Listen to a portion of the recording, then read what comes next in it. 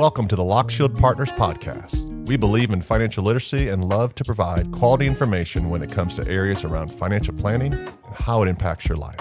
To learn more about what we do and how we serve our clients, visit us at lockshieldpartners.com. Dan, welcome back.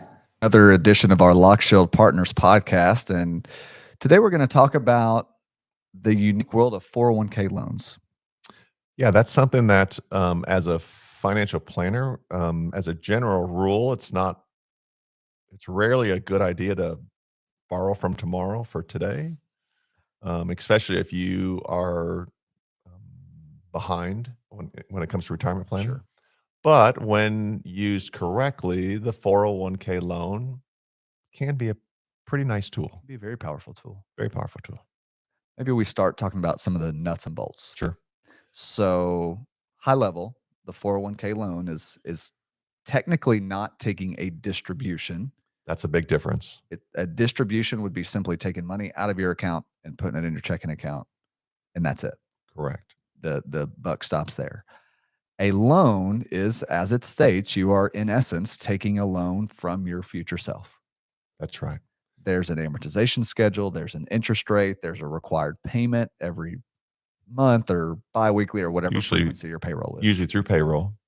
Yeah. And if you miss one of those payments, it's not good. Treated as a distribution.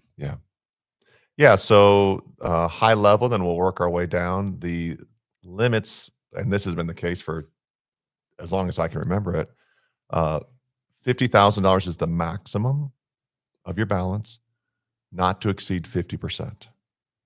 So it's either half your account balance up to a loan of $50,000, which means if you have a 401k that's worth $100,000, you can do a 401k loan for $50,000.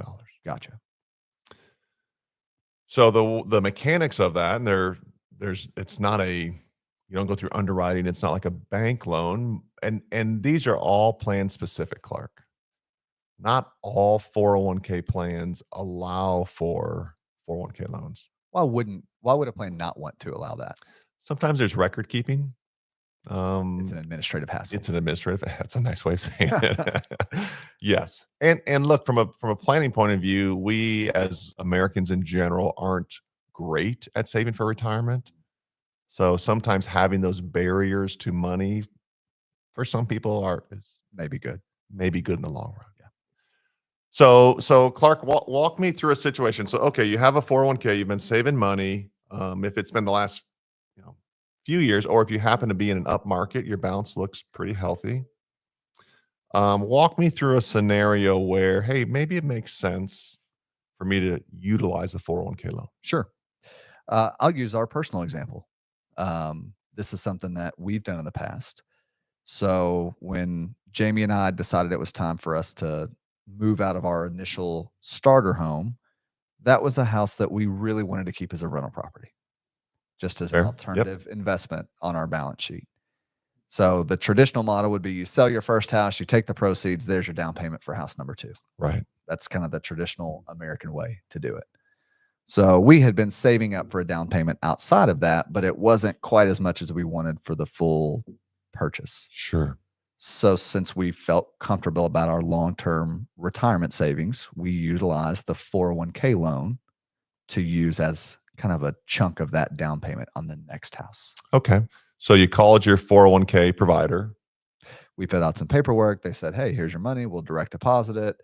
And then here's the amount that's going to continue to come out of your paycheck on a biweekly basis to pay yourself back. Perfect. So let's work backwards there to pay yourself back. So there's interest. There is. And it's usually tied around prime, whatever prime might be. So right now, prime is somewhere around 8%. Right. So you're not paying the bank 8%. I'm paying myself. You're paying yourself 8%. Right. Okay. So that works. So the schedule, or what we might say the amortization schedule, which just is a fancy word for how many months and what's the payment is. Right.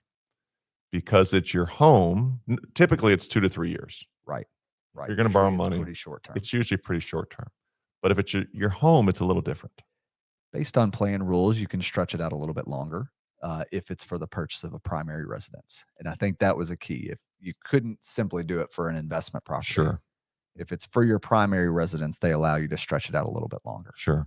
And I think the IRS limit is 10 years, Maybe so. which, if you're a good saver, especially if you're coming out of a really good market and you want to pull some money out of your 401k to put towards the down payment of a home, and now you're paying yourself back at a guaranteed interest rate, that's not a bad financial planning tool. It's not something that we want to take lightly. We don't want to abuse it. Right.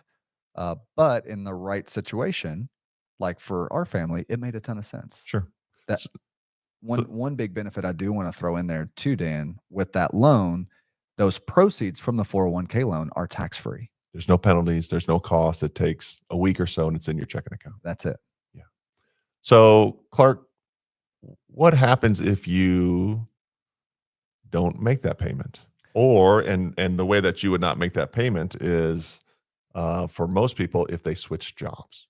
Yeah, that's the big one. I'm glad you brought that up. So, typically speaking, where a 401k loan would get hairy is if someone leaves jobs. Yeah. And that happens a lot in the United States. People move around consistently. Yep. If you leave an employer with an outstanding loan balance, you have a couple different options. You could write a check and pay yourself back.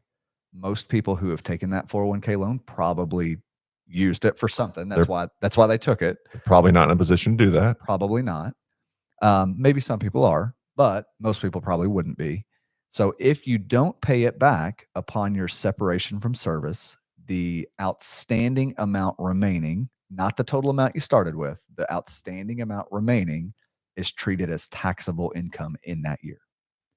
And if you're before age 59 and a half, which would almost always be the case in this type of situation, you would have that 10% penalty as well. So it can sting. It can sting. So Yeah. that's your real risk. Sure. That comes with it. Along with, we don't necessarily want to get into the habit of relying on those long-term funds Right. for short-term or medium-term needs. Sure. And you also miss out on the opportunity cost. That's right. Granted, you're paying yourself back 8% or whatever the rate is, but if the market does 10 or 15 or 20, right, you've missed out. That's right. That's right. If the market drops 10 or 15 or 20, you might look pretty smart. Worked out pretty well. well, we might call that luck rather than skill. So another area that I would say, or a situation where this loan may come in handy, 401k loan may come in handy, is in buying a house, but it's really the timing of buying a house. Especially in today's housing market where maybe you're not able to sell your house before you buy another house. It could be a situation where in your situation, you were keeping the old house, no problem. But what's the situation if someone's trying to buy a house, but they also have their house to sell? Sure. I think we've seen this a lot in recent real estate markets, especially as interest rates have changed quite a bit. Let's say that somebody finds a house that's a perfect fit for their family. There may not be lots of supply. There may not be lots of other houses like that. And maybe it makes perfect sense for whatever reason. They need to act. And they have to act immediately. Well, they may not be able to make an offer that most people would call contingent. That's contingent upon the sale of their current home. Because if the seller of that house has multiple offers, they're going to pick one that does not have a contingency. Yeah. So that may be a situation where you say, gosh, I need cash short term. Immediately. I'm going to be able to pay it back when my other house sells, but I don't know how long that's going to take. It could be 2 months. It could be 6 months. I don't know. Who knows? So that would be another good example of a time where it may make sense to say, hey, you know what? At the end of the day, if I take a short-term loan from my 401k that is ultimately going to be paid back within the next 6 months or the next year or whatever, long-term, I should be fine. Right. One thing I like to talk to people about when it comes to a 401k loan is I would really strive to use that, if that's a strategy that you're considering, to use it for another asset on your balance sheet. If you're using it to add another type of investment, usually it would probably be real estate. Right. Maybe it's a business purchase or something like that. That's one thing. It's a totally different thing if we're simply taking a 401k loan to do A vacation whatever. or pay off credit cards, and on paper that may make sense, but I think it goes back to what was the situation, the root of the debt, Correct. Correct. and are we just patching something? Right. Right. You know, if you're implementing it to build another asset on your balance sheet, long term, that may make a lot of sense. Yeah. But I would really try to frame it in that light. And you should, when it comes to any kind of tax situation that may have consequences, you should always consult your tax advisor. Always. Yeah. Always. Yeah. Excellent. Well, Dan, thanks for joining us today. And if you have questions about 401k loans or 401ks or early distributions, make sure to check out our website at lockshieldpartners.com.